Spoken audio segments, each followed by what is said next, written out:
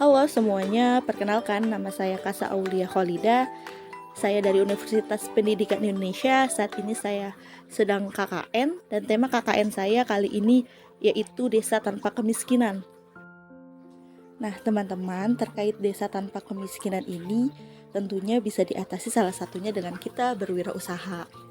Nah, di video kali ini aku akan membagikan tips kepada teman-teman semua bagaimana sih kita bisa berwirausaha. Yuk, disimak videonya.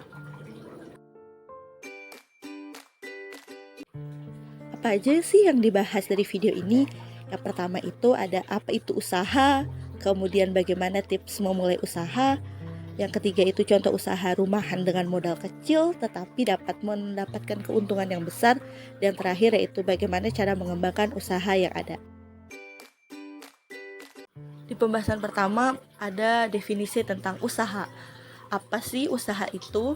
Usaha merupakan suatu kegiatan ekonomi bisnis manusia di mana kegiatan tersebut ada yang namanya penjual dan pembeli. Nah, penjual itu bertujuan untuk mencari keuntungan dan pembeli itu bertujuan untuk mencukupi kebutuhannya. Biasanya dalam hal ini orang yang berwirausaha itu disebut pengusaha atau pembisnis, dan usaha itu terbagi menjadi dua, ada yang namanya usaha dalam ruang lingkup yang besar dan ada usaha dalam ruang lingkup yang kecil. Pembahasan selanjutnya mengenai tips memulai usaha. Bagaimana sih tips memulai usaha tersebut? Yang pertama yaitu menentukan konsep bisnis atau jenis usaha yang kita inginkan. Konsep bisnis merupakan hal yang paling mendasar. Ada dua faktor yang paling mempengaruhi. Yang pertama, kebutuhan pasar. Yang kedua ialah faktor kelangkaan. Kebutuhan pasar ini jangan sampai kita bikin sesuatu yang tidak ada nilainya atau tidak dibutuhkan. Yang kedua itu faktor kelangkaan. Coba perhatikan penjual sekitar, apakah usaha tersebut sudah banyak yang jual atau belum. Jika sudah banyak yang jual, maka peluang usaha kita akan semakin besar, dan justru sebaliknya. Jikalau konsep bisnis ini sudah terbentuk, maka kita akan menemukan produk yang akan kita butuhkan. Lakukan riset pasar. Nah, yang kedua ini bertujuan untuk membantu Anda menemukan peluang yang akan terjadi pada bisnis. Melalui riset ini, Anda akan menemukan apa yang sedang dicari dan dibutuhkan oleh masyarakat dan juga yang sedang tren pada masyarakat. Sehingga itu akan menjadi peluang bagi bisnis Anda. Yang ketiga yaitu menentukan target konsumen dan kepuasan konsumen. Target konsumen ini kita harus memikirkan umur pembelinya kisaran berapa, yang beli anak muda atau orang dewasa atau semua usia, targetnya untuk kalangan atas atau kalangan bawah atau semua tingkatan.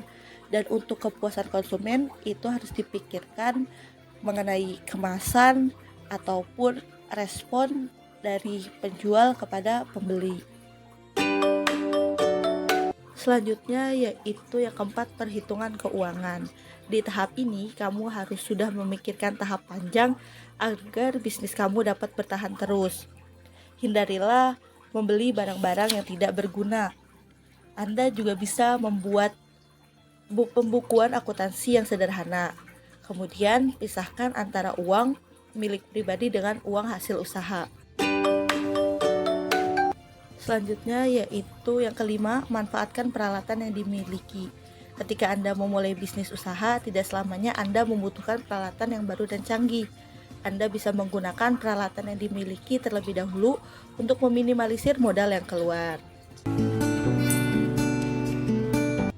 Selanjutnya yaitu manfaatkan sosial media. Anda bisa melakukan promosi secara gratis dan menjangkau lebih banyak calon pelanggan. Cobalah mulai memposting dengan gambar-gambar yang menarik dan berikan promo-promo, dijamin akan banyak pelanggan yang datang.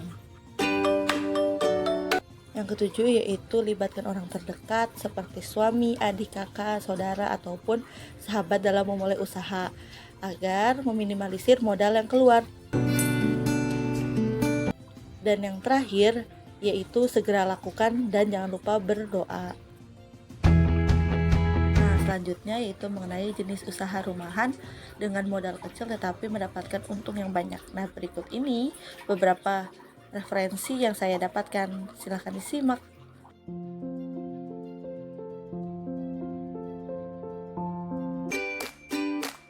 selanjutnya yaitu cara mengembangkan bisnis yang sudah dijalani teman-teman. Yang pertama itu dengan meningkatkan promosi, yang kedua memperluas pemasaran, yang ketiga mengutamakan pelayanan konsumen, yang keempat ciptakan inovasi produk berkelanjutan, dan yang terakhir yaitu hitung secara rinci biaya operasional. Yap, teman-teman, itulah penjelasan singkat mengenai berwirausaha.